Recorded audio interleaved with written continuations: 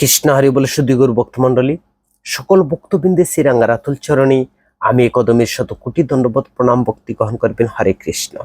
আজকে আমরা আস্বাদন করব কৃষ্ণে ভক্তি কইলে সর্বকর্মকৃত হয়। তো সর্বপ্রথম আমার একটি ছোট্ট অনুরোধ, আপনারা সম্পূর্ণ ভিডিওটি শ্রবণ করবেন এবং পরবর্তী কৃষ্ণ সম্বন্ধীয় ভিডিও পেতে চ্যানেলটিকে সাবস্ক্রাইব করবেন। হরে কৃষ্ণ। মহাপ্রভু শ্রী চৈতন্যদেব প্রয়াগ তীর্থে শ্রীলরূপ গোস্বামী প্রভুকে যখন ভক্তির কথা বা ভক্তির তত্ত্ব শিক্ষা প্রদান করেছিলেন, সেই সময় তিনি স্থাবর জঙ্গল নির্বিশেষ জীব চৈতন্যের বিচার করিয়াছিলেন।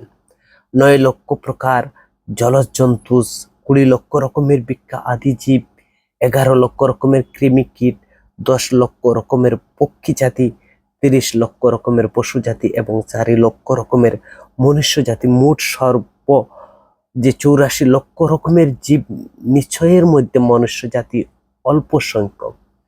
আর সেই অল্প সংখ্যক মনুষ্য জাতি আবার বিশ্লেষণ করিলেন যে অসভ্য, অর্ধসভ্য এবং সভ্য, এই 3 প্রকার মানুষ সমাবেশ লক্ষ্য করা যায়।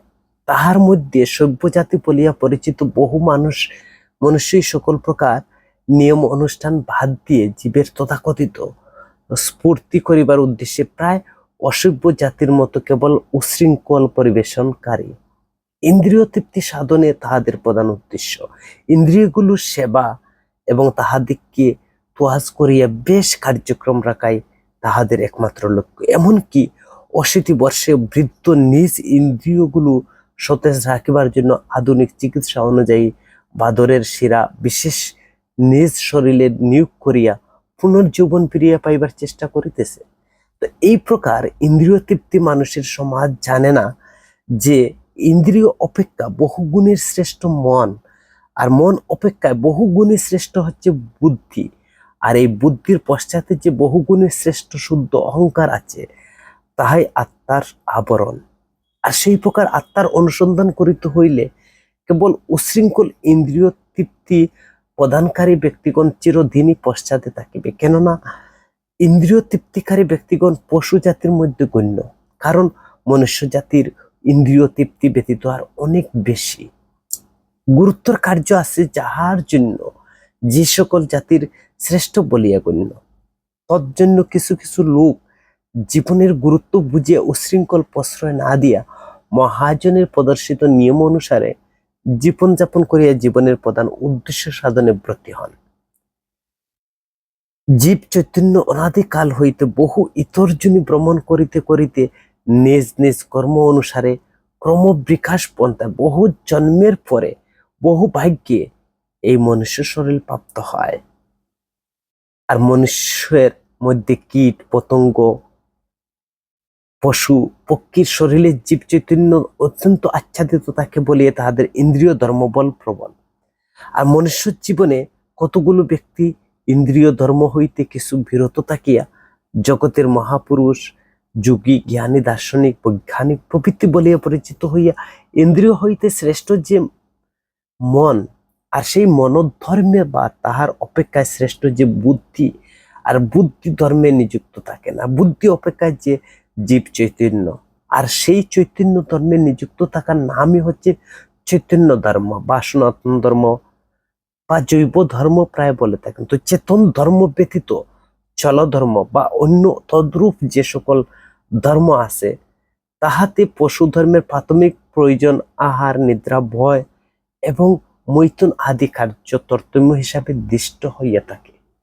তো মনুষ্যত্বের জীবনে চেতন ধর্মের বিকাশের ঔদ সম্ভাবনা নেই, কিন্তু মনুষ্য জীবনে সেই চেতন ধর্মের বিকাশ সম্ভাবনা আছে বলিয়াই সহস্র সহস্র ব্যক্তির মধ্যে কেহ কেহ সেই সিদ্ধি লাভ করিবার চেষ্টা করে। মনুষ্য জীবনে আমরা জিজ্ঞাসা করিতে পারি, কি আমি, কেনে আমায়, যারে তাপত্র, যা চৈতন্য চরিতামৃতে বলেছেন যে মনুষ্য জীবনের একটা নিত্য সুখের অনুসন্ধান আরম্ভ হয় এবং সেই শরীরে উপলব্ধি হয় যে আমি দুঃখ চাই না, অথচ আমার স্কন্ধের উপর, আমার ঘাড়ের উপর দুঃখ আসিয়া চাপে। আমি মৃত্যু চাই না, অথচ আমাকে মৃত্যুর জরা আমাকে বুক করতে হয়।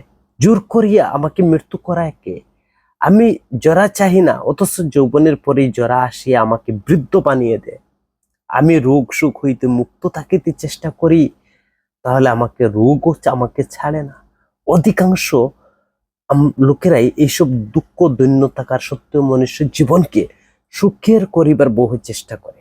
কিন্তু যাহারা বুদ্ধিমান ব্যক্তি, তারা স্থিরভাবে চিন্তা করে কিভাবে এই সকল দুঃখ হইতে পরিত্রাণ পাইতে পারে, তাহার মধ্যে কোনো প্রকৃষ্ট উপায় আছে কিনা, উৎকৃষ্ট উপায় অবলম্বন আছে কিনা। এই প্রকার সত্য অনুসন্ধান প্রবল হইলে ব্রহ্ম জিজ্ঞাসা উপস্থিত হয়। আর সেই সকল ব্রহ্ম জিজ্ঞাসা ব্যক্তিগণ সিদ্ধি লাভের প্রতীক। যাহারা প্রকৃত জ্ঞানী, তারা পূর্ব সুকৃতির বলে ব্রহ্মা জিজ্ঞাসু হইয়া সর্বদাই জন্ম মৃত্যু জরা বেদি দুঃখকে সম্মুখে রাখিয়ে কার্য করেন। আর সেই সকল দুর্দশী সিদ্ধকামী ব্যক্তিগণের মধ্যে নিম্নস্তরের লোক কর্মী, আর এই কর্মী সম্প্রদায় ব্যক্তিগণ ভোগী ইন্দ্রিয় ধর্মী। তাহাদের অপেক্ষায় কিছু উচ্চতর অবস্থিত, যাহার শরীরে বা ইন্দ্রিয় অপেক্ষায় শ্রেষ্ঠ মনকে আশ্রয় করিয়া জ্ঞানী সম্প্রদায় ভুক্ত পরিচয় দেন। তাহার অপেক্ষায় শ্রেষ্ঠ বুদ্ধিকে আশ্রয় করিয়া যাহারা সিদ্ধি লাভের চেষ্টা করেন, তাহারা যোগী সম্প্রদায় বা তৃতীয় পর্যায়ের সিদ্ধকামী। উহাদিকের অশান্ত ভুক্তি মুক্তি সিদ্ধিকামী বলিয়া শ্রীমন মহাপ্রভু নির্দেশ করেছেন।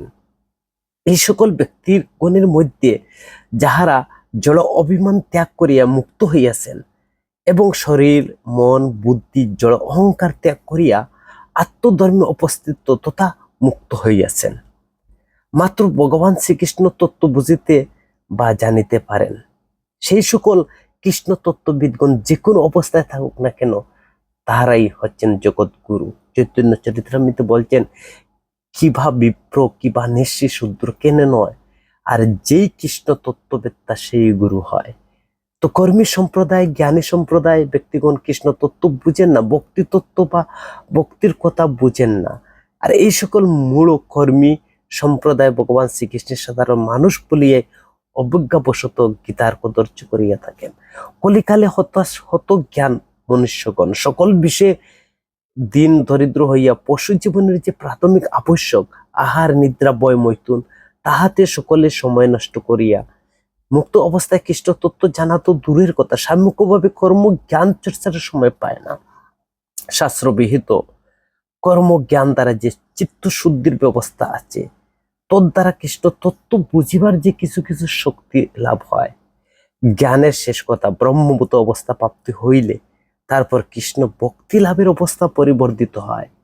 সেই প্রকার ব্রহ্মভূত অবস্থা লাভের সুযোগ কলিহত জীবের মোটেই নাই বলিয়েই ভগবান শ্রীকৃষ্ণ তিনি নিজ তত্ত্ব সরাসরি ভগবদ গীতায় তিনি বলেছেন, ভক্তরূপে প্রেমের অবতার পরম দয়াল গৌর হরি তিনি এই কলির যুগে অবতীর্ণ হয়েছেন। ভগবদ গীতায় ভগবান শ্রীকৃষ্ণ বলিলেন, আমি সব। সেই কথায় শ্রীগাল বাসুদেব জাতীয় ব্যক্তিবর্গ কদর্য করিয়া বলিয়া থাকেন যে শ্রী চৈতন্য মহাপ্রভুর মূর্তিতে বলিলেন, শ্রীকৃষ্ণই সব। দুই কথার মধ্যে কোনো প্রভেদ নাই। লক্ষ্যবস্তু এক। সাধারণ ভাষায় বলিয়া থাকি যে ভাদরের গলায় মুক্তার মালা। আমরা কলিহত জীবগণ সেই প্রকার ভাদরের মতো। তো আমাদিগকে কৃপা করিয়া ব্রহ্মার দুর্লভ বস্তু কৃষ্ণ তত্ত্ব ভক্তি তত্ত্ব অতীব সহজে বিলান হইয়াছে বলিয়ে আমরা ভক্তি তত্ত্বের যথেষ্ট কদর্য করিয়াছি। উহাই আমাদের দুর্ভাগ্যের পরিচয়। যে নিকৃষ্ট ইন্দ্রিয় ধর্ম হইতে পরিত্রাণ করিবার আত্মধর্মে প্রতিষ্ঠিত করিবার জন্য স্বয়ং ভগবান শ্রীকৃষ্ণ দুইবার চেষ্টা করিয়াছেন। আমরা দুর্ভাগ্যক্রমে সেই আত্মধর্মের কথা আমাদের ইন্দ্রিয় ধর্মে পরিণত করিয়াছি।